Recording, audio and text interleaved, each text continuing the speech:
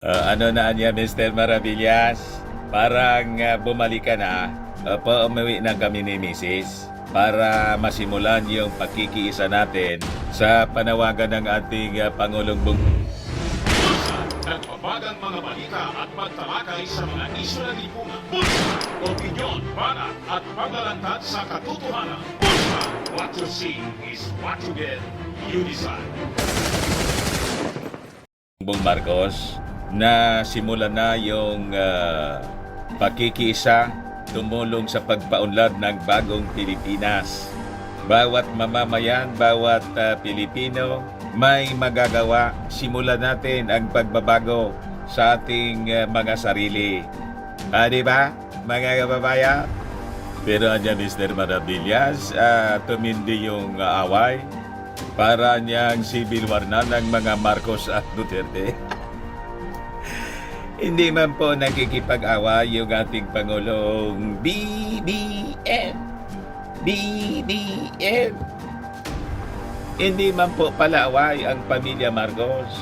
Sila po ang inaaway. Ang dami kasing na-insecure sa ginagawa ng ating Pangulong Bongbong Marcos. At alam naman po ninyo, yung mga nag-intensyon sa politika, pag nakatikim na po, nakatikiman yan ng Mr. Maravillas, ng confidential funds, kasama na po yun.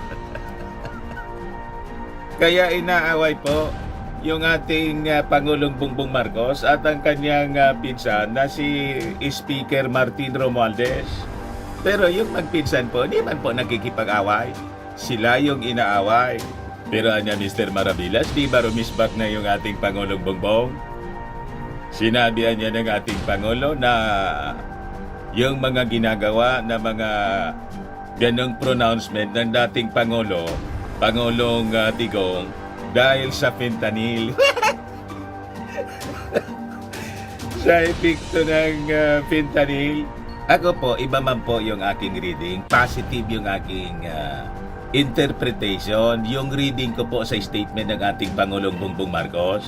Actually, sinagot lang niya yung tanong ng mga reporters before siyang lumarga papunta sa working visit po sa Vietnam. And in fact, concerned pa nga po siya sa health ng ating Pangulo, ng dating Pangulo. Kaya sinabi niya na kailangan na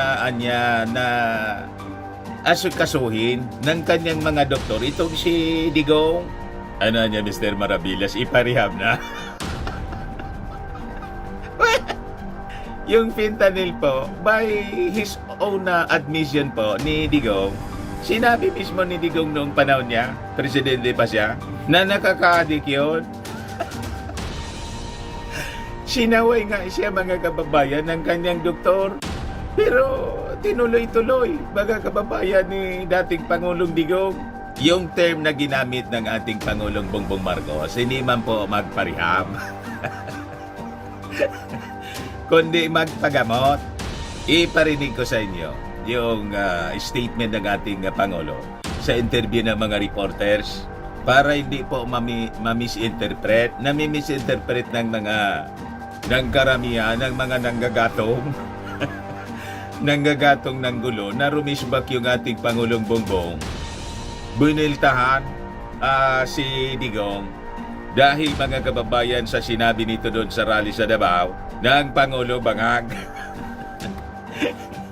Hindi po ugali ng mga Marcos yung bumuelta. Hindi po sila ganon. Wala silang ugaling yung vindictive po. Walang ganong pag-ugali po yung pamilya Marcos. Mapagparaya sila. Mapagtimpi. Refined yung ugali nila kasi maganda po yung breeding nila eh. Hindi tulad ng kabila ng breeding po. German Shepherd. Kombinasyon, mga kababayan, ng German Shepherd na askal. Ikaw talaga niya, Mr. Maravillas. Ngayon man talaga yung pinapakita nila ugali po, pati pananalita, askal. But before ko iparinig sa inyo mga kababayan yung statement ng ating Pangulong Bongbong, click subscribe muna dito sa ating YouTube channel and hit the notification bell para lagi po kayong updated sa mga kaganapan dito sa ating bansa. Huwag na rin po ninyo mga kababayan na skip yung ating mga commercial ads para tuloy-tuloy lang ang pag-unlad ng bagong Pilipinas. At sa mga Marcos loyalist po, subscribe kayo po dito sa ating channel para hindi po kayo mabiktima ng fake news na pinapalaganap ng mga dilawang DDS, mga minions po ni Maudigs at ni Inday. Panahon na mga Marcos loyalists na mag-unite po tayo. Kasi iba po ang intensyon ni Maudigs. Gusto ng yung anak gustong papag-resignin, mga kababayan, yung ating Pangulo, yung kapatid niya, Vice Presidente. Di ang ibig sabihin nyo, noon mga kababayan, oo po, si Inday. Nagmamadalian niya, Mr. Maravillas. Nagmamadali. At naggatong na naman po si Maudigs doon sa kanyang speech sa ating military. At nanggagatong po ng people power. Baka daw matulad. Ayaw ko niya, pero baka niya matulad ka sa iyong ama. Yun ang mga pagbabanta, mga kababayan ni Maudigs. Pero niya sabi, Mr. Maravillas ng ating Pangulo, ipikto ng fentanyl. Kaya nga po, dapat magpagamot, sabi ng ating Pangulong Bongbong. Pero, meantime, mga kababayan, sa mga naghahanap pala po ng malinis and spacious fitness gym, pumunta lang po kayo sa aming Colossal Fitness Gym. We also offer Grab Car Rental with our brand new 2023 model ng Toyota Innova. Also accept booking for those who are planning to travel via PAL, Cebu Pacific, and other airline companies, local and international. And bills payment for Meralco Bills, PLDT, etc. Marami na po yung nagpapabooking dito sa amin sa Colossal. Para po makatipid kayo kahit saan kayo gusto mag-travel. Pwede rin po kayo magpa-online booking sa amin sa mga hotels. At may Grab Car Rental po kami, may Paymaya, may Bayad Center. Ang Colossal Fitness Gym is located at 3rd floor, Security Bank Building, Lanco Business Park, Legazpi City, Albay. For inquiries, look for Jelon Maravillas. Contact number 0966-802-0949. Ito po yung aming Innova. Lagi pong matao dito sa amin. Dumating na rin po na set up na rin yung mga bago naming gym equipment. May treadmill na rin po kami. Ayos pa? Ayos na Mr. Maravillas. Gusto na niya namin marinig yung statement ng ating Pangulong Bongbong na magpagamot, magpatingin sa doktor, mga kababayan, yung dating Pangulong Digong. Kasi ito mga mga behavior na dinidisplay ng dating Pangulo, sabi ni President Bongbong Marcos, tingin ko niya dahil sa fentanyl, epekto ng fentanyl. Yung fentanyl po, addictive po siya. Pero sinabi po ito ng ating Pangulong Bongbong, hindi para siraan si Digong. Mataas yung kanyang respeto sa dating Pangulong Digong. At concern siya po sa health condition. Kaya sinabi niya po yon, hindi para gumanti sa mga masasamang binitawang salita, tinawag na bangag yung ating Pangulong Bongbong. At may presidentian niya tayong adik, sabi ni Digong. Hindi ganun po yung pahayag ng ating Pangulo. It is out of love, mga kababayan. Christian love. Di ba sabi sa Bible po, pag ikaw anya binato ng bato, pag ikaw ay pinukol ng bato, gantihan mo ng tinapay. Di ba? Batuhin mo ng tinapay. Pag ikaw anya sinampal sa iyong mukha, ibigay mo pa yung isa, yung kabila. Christian love. Di ba yung tinuturo sa Bible? Love your enemies. Yun din ang ginagawa ni Super Ate po. Minamahal niya ang kaaway. Kaya yung Marcos Romualdez, mga kababayan, habang inaaway, hindi man sila inaano. Di ba? Di ba nagsimula ng kaguluhan ito, ng away po sila. Ang punot dulo po, yung pagtanggal sa confidential funds. At yung nauna po, na attempt kay Speaker Martin ng members ng The Platters. Doon pala nagsimula, mga kababayan. At nagpick siya doon sa confidential funds na si Inday man lang po yung nagsabi. Ulitin natin, mga kababayan, ibinigay yun sana ng ating Pangulong Bongbong Marcos. Pero si Inday mismo yung nagsabi. Dahil sa need po ng ating mga security agencies, o diba, yung PSG kulang na kulang sa pondo po. Lalo't may issue tayo dito sa West Philippine Sea. Sabi ni Inday, I leave it anya to the wisdom of Congress. Nang tanggalin po, nagtantrum si Inday, galit na galit, ito na ngayon. Tumindi, mga kababayan. So sila yun ang away. Yung mga Marcos Romualdez po, wala sa kanilang reputasyon ng ganong pag-ugali. Hindi sila pala away, mga kababayan. Maganda yung breeding nila. Hindi askal. Refined, pati sa kanilang pananalita. Pakinggan po ninyo yung sabi ng ating Pangulong Bongbong Marcos. Ini-interpret lang po negatively ng mga critics. Pero yung pahayag ng ating Pangulo is not an attack. It is a concern to the former president out of love, mga kababayan, na dahilan niya sa fentanyl. Kaya kailangan na niya na siguro magpatingin na siya sa doktor. Ito po yung interview ng mainstream media. Iparinig ko po sa inyo. I-play ko po dito. Yung audio lang, kumbaga ipakita ko sa inyo yung video po. Hindi ko tutumbukin, isisintro yung baka kasi ma-restrict. Pakinggan po ninyo yung sabi ng ating Pangulo sa interview ng mainstream media before siya dumarga pa Vietnam. Sa statement ni President Duterte last night sa drugs, sa People's Initiative. And I'm urging you to resign. Sa camera lang.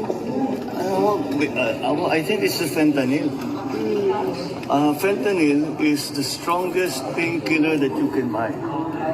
It is highly addictive and it has a very serious side effects. And PRRD has been taking the drug for a very long time now. When was the last time he told us that he was taking fentanyl? Mga 5-6 years ago.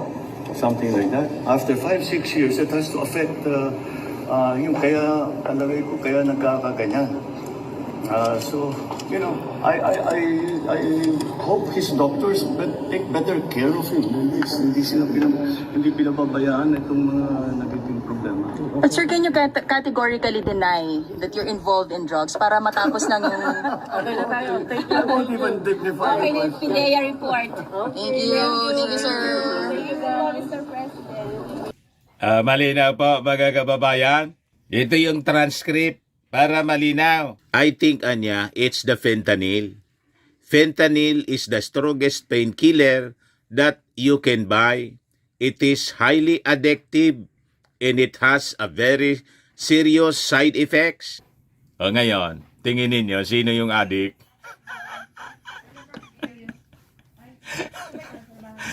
You see, bumuelta niya Mr. Maravillas lahat sa pagmumuka ni Maudings, yung kanyang mga pinagsasabi. Kayaan niya ganon kung magsalita si dating Pangulong Digong. May seryoso kasi niya yan na epekto sa tao na PRRD has been taking the drug niya for a very long time now. When was the last time he told us that he was taking fentanyl? Mga 5-6 years ago?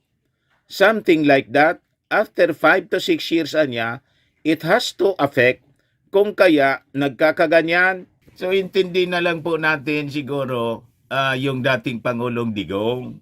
Kung bakit napakasama kung magsalita po siya, very aggressive. Wala kang marinig na na mabuting pananalita sa kanya. Pinagmumura yung ating Pangulong Bongbong Marcos doon sa prayer rally pa naman yon. Saan ka nakakitang prayer rally? Nagmumura yung dating Pangulo. Minumura po si President Bongbong na hindi man po siya inaawa, hindi man po siya inaano. Ano bang ginawang masama ng ating Pangulong Bongbong Marcos sa kanya? At kay Inday, hindi ba? Wala man pong ginagawang masama yung pamilya Marcos, pati nga yung kanyang kapatid na si Amy Marcos, kumampi pa sa kanya. Ano pa yung kulang? Di ba?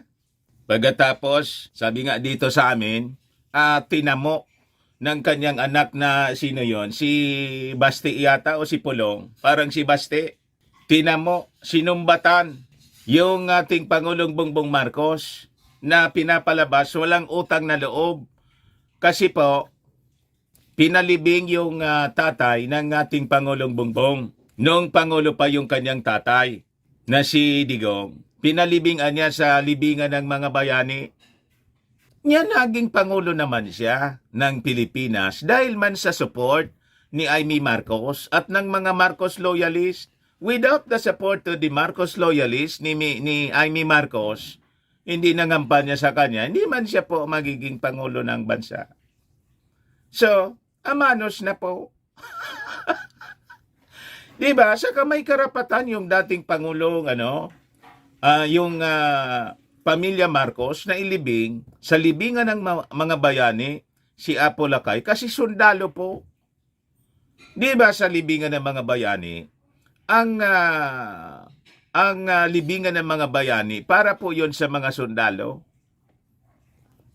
Si Apo Lakay po sundalo. At saka sabi nga natin, nanunumbat sila. Amanos na po. Naging Pangulo siya. Dahil sa mga Marcos loyalist, dahil kay Amy Marcos, na wala man, di man sila kilala sa buong Pilipinas. So ano pa? Anong isusumbat po? Baka niya Mr. Maravillas kasi pare-parehas yung ugali nila. Yung mga Duterte lahat nagbifinta nila.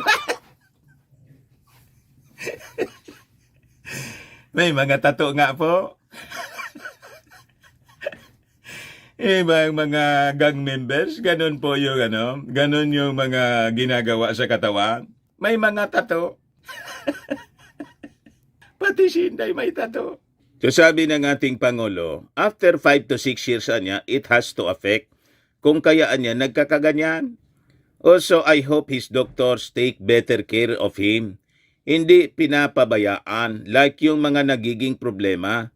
So, concern pa rin mga kababayan sa madaling sabi, yung ating Pangulong Bongbong Marcos sa dating Pangulong Digong, kahit sinisiraan siyang sinisiraan, inaatake siyang inaatake, mga kababayan, pinagsasabihan ng mga masasamang salita, buong pamilya na po, ganging up against our president. Pero tingnan ninyo, out of love, ganun ang karakter ng mga Marcos. Concern pa rin siya, dapat niya siguro asikasuhin siya ng kanyang mga doktor. Pero ininterpret ito negatively ng mga critics. Rumishback niya si Bongbong. Hindi po ganon, mga kababayan. Concern lang po sa dating Pangulo, si Bongbong Marcos. Kaya naintindihan niya kung bakit nagiging ganyan ang pag-uugali po. Ano niya, Mr. Maravillas? Parang nasisiraan na ng... Kaya niya, dapat talaga niya magpa-rehab na. Hindi man po rehab yung dapat na term. Magpagamot lang. Magpa-check up na. Ganon ang gustong mangyari. Ang suggestion man lang po ng ating Pangulong Bongbong. Inadmit mismo yan ni Digong, mga kababayan, nung panahon niya. Ito po, basahin ko sa inyo.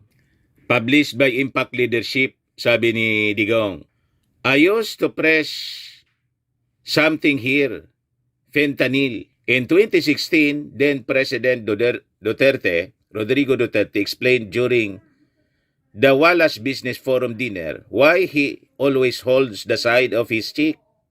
I used to press something here, fentanyl. It's a painkiller. My doctor Anya learned that I was using the whole patch because I felt better. When he knew it, he blew his top and said, "Stop it. The first thing that you would lose is your cognitive ability. And if you are noticing it," he said, "maybe because you are, abusing the drug." O siya mismo yung nagsabi niyan. Drug, kuhan po siya. Nag-abuse siya ng droga. By his own admission, mga kababayan, inaboso niya yung fentanyl, an addictive drug, mga kababayan. At sabi ng kanyang doktor, ang una niyang mangyayari niyan, you lose your cognitive ability. Anong ibig po sabihin ng cognitive ability? I-consult natin po sa I-google natin para hindi na ako yung magpaliwanag. Baka magkamali tayo.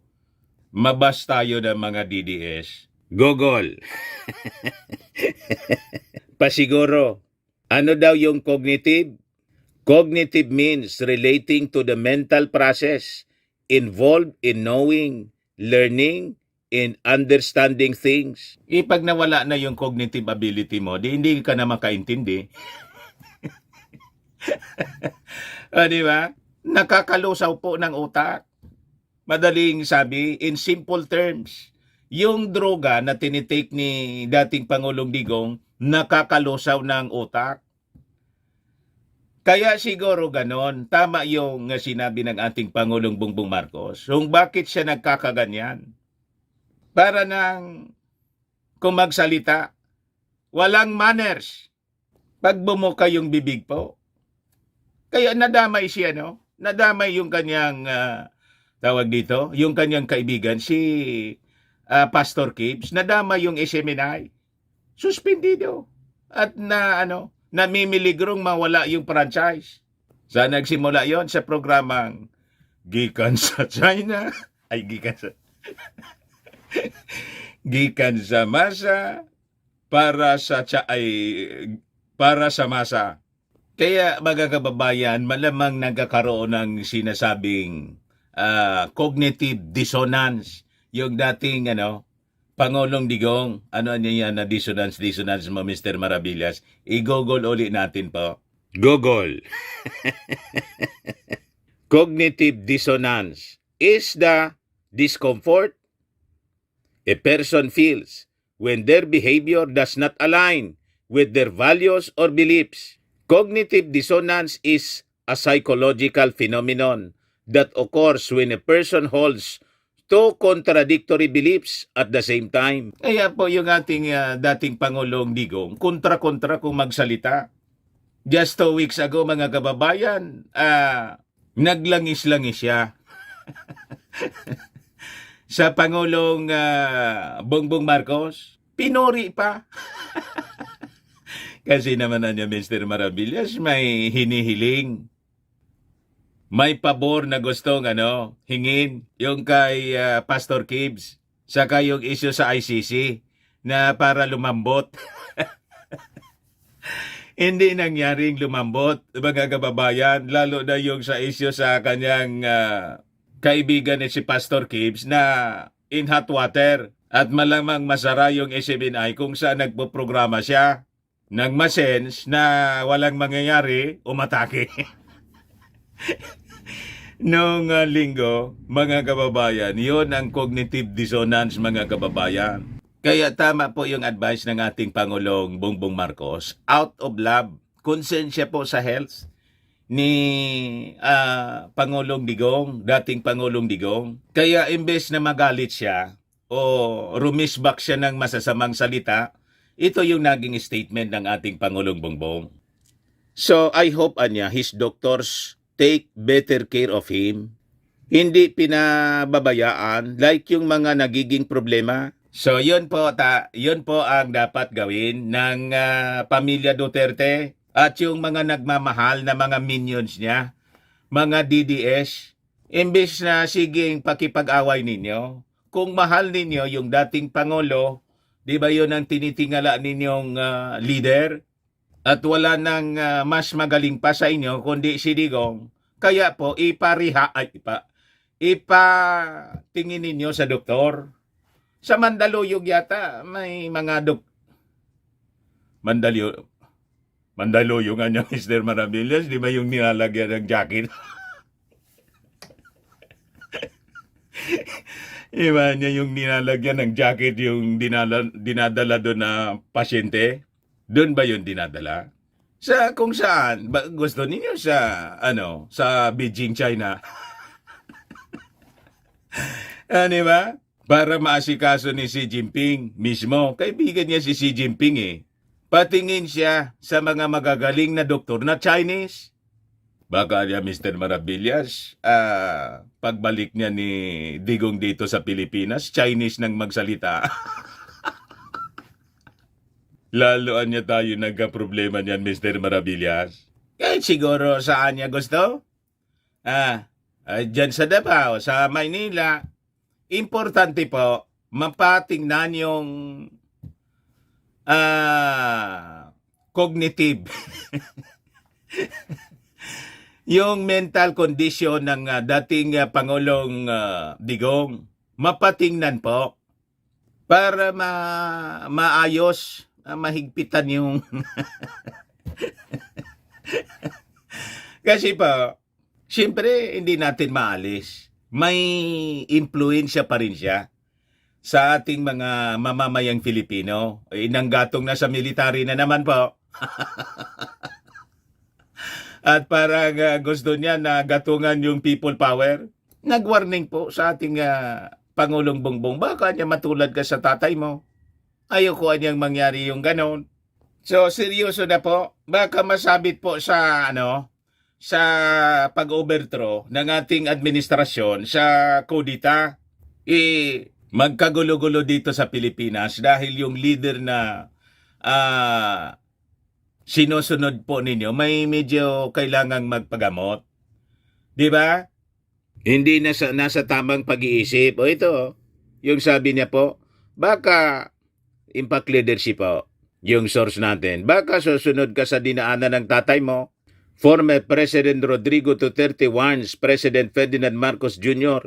that he will have the same fate as his father who was removed from office because of the People's Initiative. Bongbong Bangagyan, may drug addict tayo na president. Noong ako ay mayor, pinakitaan ako ng evidence ng PIDEA doon sa listahan. Wala pong listahan, mga kababayan. Nagsalita na yung PIDEA.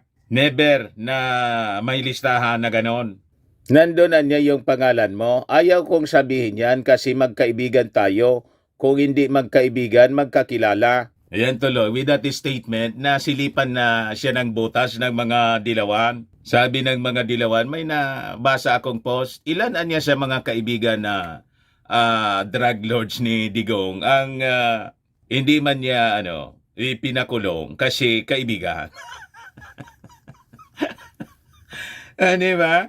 So nasilipan ng butas yung mga statement ni Digong. Kasi naman niya, Mr. Maravilla, sabi ng Pangulong Bongbong, kailangan na magpadoktor na talaga. Epekto ng fentanyl.